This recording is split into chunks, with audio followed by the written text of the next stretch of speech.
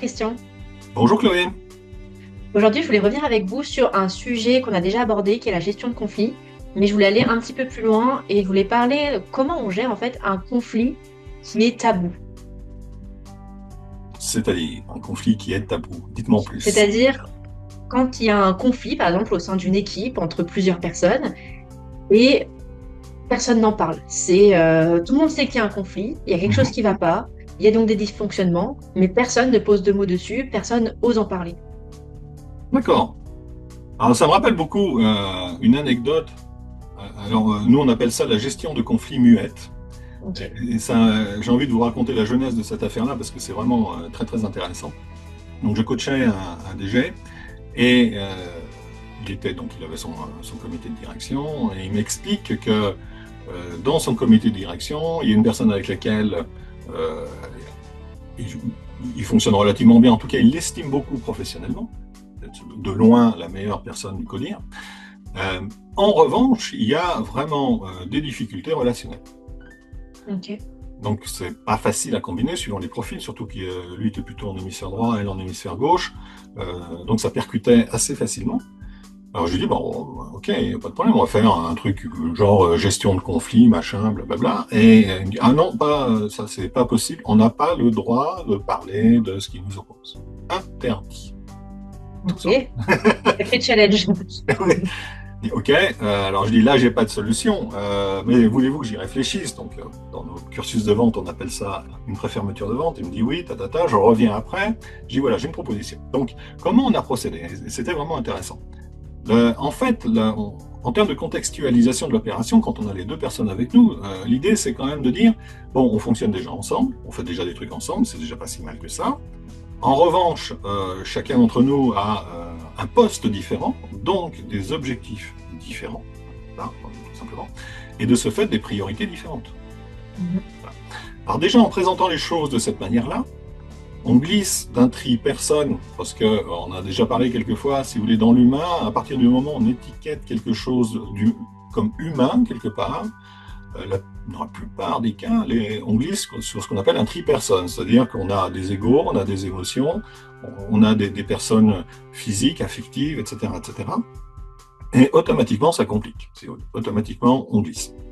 Et là, en présentant les choses de cette manière-là, en fait, on va glisser sur un tri processus, un tri action, où ce qui va compter pour nous, c'est véritablement ce qu'on fait ensemble, et non pas qui on est. Donc déjà, on opère un glissement de cette manière-là. Et après ça, pour renforcer le clou et devenir vraiment opérationnel, on dit bon bah on a des priorités différentes parce qu'on a des objectifs différents. Ouais.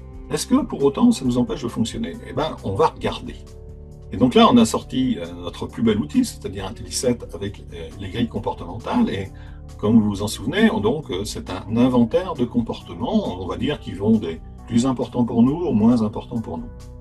Et l'idée c'est de les mettre face à face, ces systèmes de priorité, d'un côté une personne, de l'autre côté l'autre personne, et de regarder quand on a des écarts de priorité.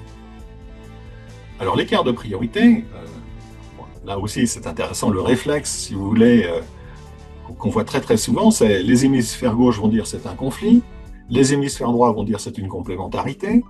Alors, où est la vérité? Où est la vérité? Alors la vérité, c'est ce qui se passe sur le terrain pour moi. Après ça, on pourra envisager d'autres vérités, mais pour moi, c'est ce qui se passe sur le terrain. Donc, dans la plupart des cas, c'est un conflit. Est-ce que pour autant, ça peut devenir une complémentarité? Oui, absolument, c'est quelque chose qu'on sait très bien faire, mais il vaut mieux d'abord l'envisager comme un conflit pour que ça puisse effectivement devenir une complémentarité, parce que là, on a un protocole pour le faire. Ok. Et donc, dans cet atelier, c'est un atelier qui est extrêmement rapide, hein, ça dure 3 heures. On va prendre, alors je vous passe les détails de l'animation, c'est assez protocolé, mais on va choisir certains écarts de priorité et on va demander à chacun de s'exprimer sur ce qui est important pour lui dans la cotation qu'il a faite. Par exemple, c'est très important ou c'est pas important du tout. Voilà. Qu'est-ce qui est important pour chacun là-dedans?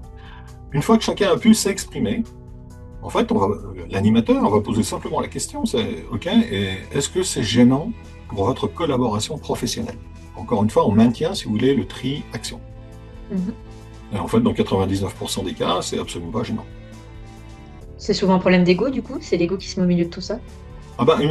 Si vous voulez, une gestion de conflit, c'est par définition un problème de personne, donc un problème d'ego. Sinon, c'est juste une divergence. C'est pas un conflit. C'est une Ok. divergence opérationnelle. Et le tout, c'est justement merci pour votre question, parce que ça permet d'avoir une métaphore.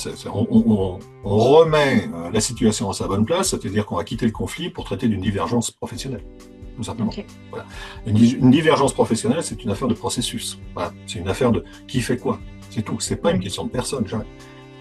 Et ça a vraiment très très bien fonctionné et ça a donné naissance, si vous voulez, à tout ce qu'on sait faire par ailleurs, qu'on a pu commencer à évoquer, comme le diagnostic relationnel, l'anticipation relationnelle, l'installation de la relation, etc., etc. C'est la même technique, en fait, sur le fond.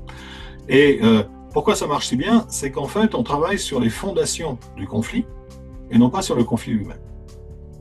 Donc, quand on a clarifié les fondations du conflit, le conflit, en fait, a disparu. Une fois que tout est clair sur ses fondations, sur le niveau logique inférieur, il n'y a plus aucun problème. Et ça marche vraiment très très bien. Ok, super intéressant. Et vous avez été confronté plusieurs fois à ce type de sujet?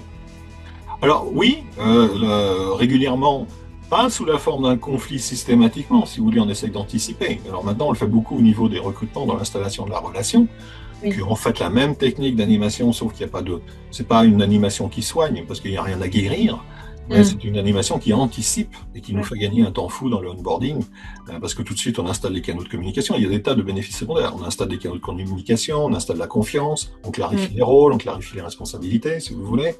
Le N+1 a l'occasion de dire avec des mots ce qu'il attend précisément. Ça, c'est toujours très très intéressant parce que le N, lui, sait d'ores et déjà qu'est-ce qu'il est venu faire, si vous voulez, concrètement. Et il sait comment se comporter tout de suite. Et ça, en onboarding, c'est canon, c'est absolument canon. Oui, exactement. Très bien. Merci beaucoup, Christian. Avec plaisir, Chloé. À bientôt. À bientôt.